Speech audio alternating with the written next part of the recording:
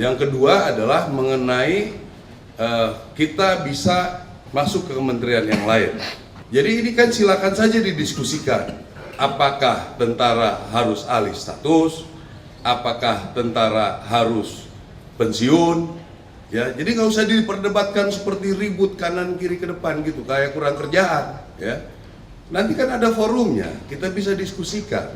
Kalau nanti keputusannya dari itu seperti itu, ya kami ikut. Kami TNI, Angkatan Darat khususnya, kami akan loyal 100% dengan keputusan. Jadi nggak usah rame bikin ribut di media segala macam ini ya.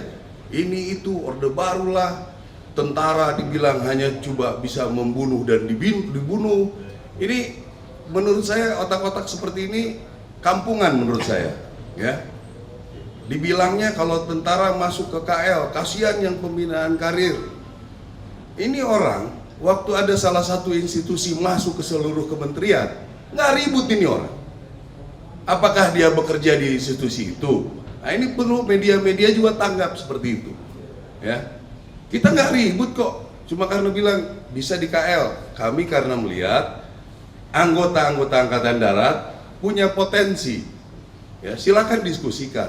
Apakah kami boleh mendaftar? Ada sidangnya ditentukan oleh presiden. Silakan saja. Tapi jangan menyerang institusi. Ya, apalagi itu yang tadi saya bilang. Ada institusi yang masuk ke semua kementerian lembaga, dia nggak ribut. Ya kan? Nggak ada omongan sama sekali. Jadi kita patut curiga ini. Dari mana dia? Agen asing kah? Apakah? Kita juga harus curiga dia ini seperti apa.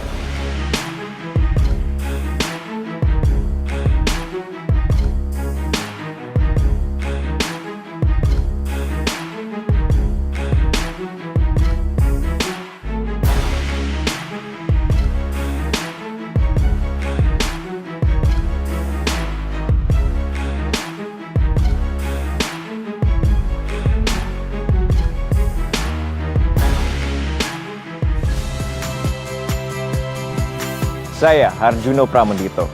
Saksikan program-program Kompas TV melalui siaran digital, pay TV, dan media streaming lainnya. Kompas TV, independen, terpercaya.